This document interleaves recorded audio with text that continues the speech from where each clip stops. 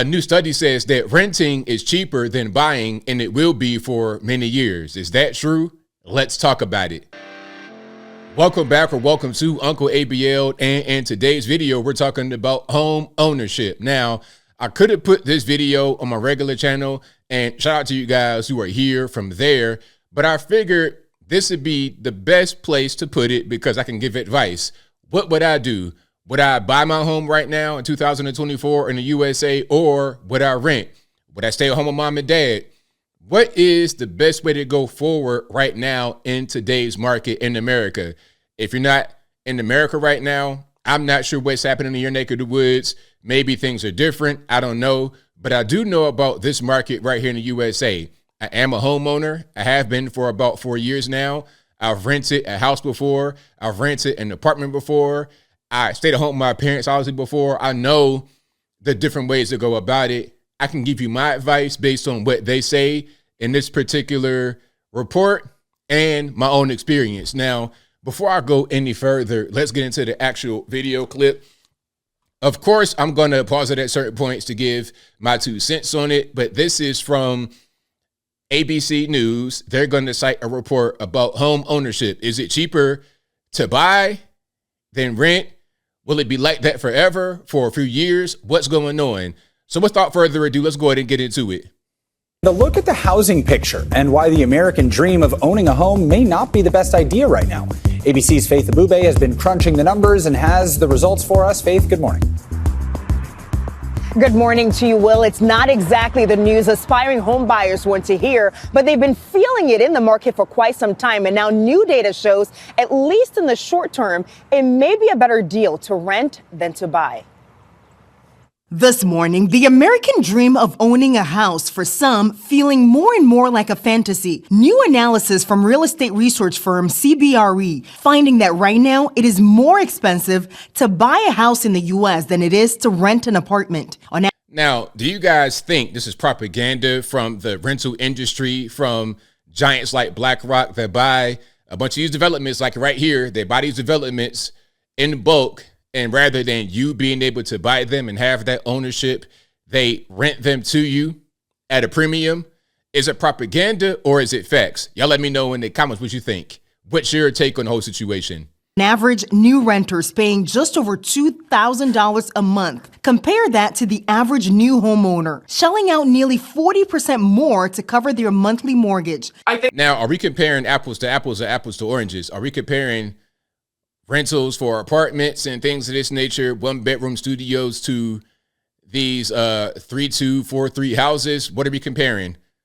I think the biggest visceral challenge for buyers right now is that home values went up exceptionally over the course of the pandemic. Experts say part of the problem is low inventory. The real estate market is seeing nearly 4 million fewer homes than what it actually needs to meet demand. You know, there is a problem with demand right now, low inventory, because check it out. I bought my house in 2020. My interest rate is 2.75%. Now the interest rates are about 7%. Why would I sell my house? Yes, I got a lot of equity. Yes, my house has gone up in value tremendously.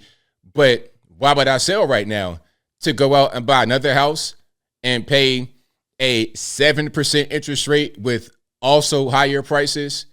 It makes no sense. Look, to give you just a window into how this whole thing works, if you don't know, the interest rate alone will just destroy you. Check it out.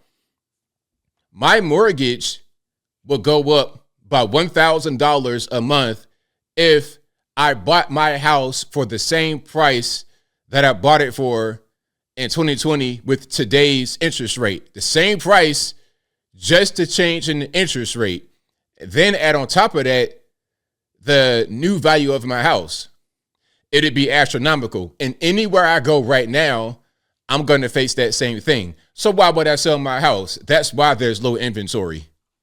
Needs to meet demand. That, in addition to higher closing costs and upfront deposits, making it particularly challenging for new home buyers. And you know what's going on? Also, you got people from other states. So Californians, they are the scum of the earth. Not you guys who watch from California who are great people. I'm talking about the bad people.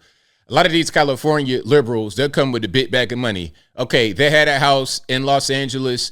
They sold in cash. It might have been their granny's house. They sold it for like $700,000, and it might have been in the hood. 500 grand, 600 grand. They got a big bag of cash. They come to the East and they buy a house straight up in cash. You can't compete with that. Or if you want to compete, you got to have cash or at least a lot more up front than what you would normally have. Now we got a bidding war, and a lot of the bidding war is caused by the low inventory. Let's continue. As a result, many aspiring home buyers like Chantel McKinney will have to wait longer for that softer spring housing market they were hoping for. I'm considering buying over renting because I've been renting for a while, and I just want a place that I really can call my own. Researchers expect renting to continue to be cheaper than buying for at least the next 5 years. Depending on where you live, as a new homeowner, you could end up paying more monthly. But home ownership with a mortgage has a lot of long run advantages. Yes. Markets like Raleigh, Dallas, and Chicago likely to see the gap between renting and buying fall back to pre-pandemic levels. And guys, even though right now the data weighs in favor of renting compared to buying, renters are not building equity, which means ultimately your decision should be based on your lifestyle. Back to you guys. And it is all expensive, Faith. Thank you. So there we have it. That's a study from ABC, but it comes from CBRE. So, yeah, now here's what I say about the whole situation. Renting versus buying. If you're going to ask me, hey, ABL, what would you do? Would you rent your home or would you buy it? Really, it's about, like she said at the end, your lifestyle. And the most important thing, do you have money? Do you have enough cash in your pocket? Do you know how much it costs? So let's say my house, it's $400,000, right? And I need even an FHA loan of 3.5% down. Now, there's programs you can do that will get you a conventional loan for less than 20% or maybe even 0%. I've seen some programs out there, but let's talk about just basic stuff. FHA and conventional. FHA, you need 3.5% down. So for my house, let's say it's 400 grand, you're going to need 17,000 in cash. Boom. Do you have $17,000 in cash? No loans, no credit cards. We're talking about liquid cash in your account. If I go to your bank account and I look in your app, am I going to see the money in there? And if all you have is that in there, nothing else, you can't afford it because you've not been able to actually furnish your home. You've not been able to set aside money for any kind of repairs. If you're buying an older home, there's going to be an inspection and you need to do another inspection with a trusted person. Do you have any roof issues? Do you have any foundation issues? Do you have the need for a new HVAC? How are you going to clean your gutters? Do you have a lawnmower? Do you have a weed whacker? Do you have a wet vac for your garage or your basement? Do you have paint? Do you have hammer, nails, house tools? Do you have these things you're going to need for your house to maintain it? Do you have an HOA? How much is that going to cost every month? So you're going to need a lot of money in cash. That's the first thing. The second thing is, like, are you going to be able to afford your payments? Can you afford this house? That's the main thing. Do you have money? Can you afford it? Okay, you can afford to rent. Like, your rent could be the same as your mortgage, but your mortgage, you got to have other things beyond your mortgage that you won't have with rent. You're not going to need to replace the HVAC system if you rent.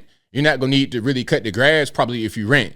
It'll probably be a grass guy that comes out, an HVAC guy that comes out. And if you're in an apartment, you just call the office and say, hey, I got a leak under my sink. Can you come fix it? I got a light bulb that got to get changed. That might be kind of excess, but you understand what I'm saying. They take care of everything. But if you're the homeowner, you're the homeowner. It's yours. Now, for me, I would always buy a house, but I got to have money saved up. I would rent for as little as possible. Stay home with mom and dad if possible. Live in the hood. Be safe now. Don't get caught up in the nonsense, but save your money, stack your money up. And then once you have enough to cover everything, your down payment, 3.5. If you're going to do conventional for whatever reason, you got to have 20% for your conventional. And a conventional versus FHA, for FHA, you got to pay a fee, a mortgage insurance fee until you get to a certain point. I think maybe like 20% of your principal pay, and then it drops off. If that's wrong, let me know in the comments. But the fee's not that much, like $100, maybe $50, not that much every month as part of your mortgage. But the benefit of that is you get to pay 3.5 rather than the 20. Renting until you can afford to buy would be what I would do, because when you buy your home, it's like a bank because you're able to get equity. So let's say I buy my home and I have it for 10 years. The money I put into my home is going to be there. Let's say I bought my home in 2020 for $400,000. I've been paying mortgage for 10 years. A third of my home is paid off, and it is now worth $600,000. I got the $200,000 in equity from the time I purchased it until now because of the value has gone up, and I have more equity because I put that amount of money into it. So if I was to go sell it, I can just cash out $300,000. But if you move from your house, if you move from your apartment, you just leave and that's it. You don't get any money back. You might get your security deposit back of like, what, $1,000, $500. You won't get no $300,000 check or $200,000 check. And if you keep your house for the 30 years, by the time you retire, you got a free house. Almost, you got to pay taxes, but it's a different story. The point is, you have a bank. Maybe when you retire, you want to go to a retirement community and kind of just have everything done for you. Okay, sell your house. Just sell the house and put that toward your monthly for your retirement home. People are asking, these retirement homes are so expensive, like $5,000 a month, $8,000 a month. Yeah, you know why they can pay that? Is because they're at the end of their life. They might live 5-10 more years, and they sold their house for $1 million, and they have enough from the house settlement or payment to pay for their monthly bills at the retirement community. That's kind of how it goes. So to answer the question, again, would I buy or rent? I will always buy, but you gotta have money. Rent first, then buy, and make sure you got enough money to take care of all your expenses. If you're kind of short with your money, you're kind of penny pinching, just hold off for a minute. Don't rush it. Once you get your money together, go out there, get your home. You have a bank, you can have a line of credit, you could do a lot of different things with your house. So always strive for home ownership and don't let them bully you into renting. If you want to rent forever, that's fine. That's fine, but you got to understand, okay, are we building a retirement nest egg? Do we have stocks? Do we have bonds? What are we going to do for the future for our financial freedom? And that's pretty much all I got. If you like what you heard, please comment, rate, share, and subscribe. Peace.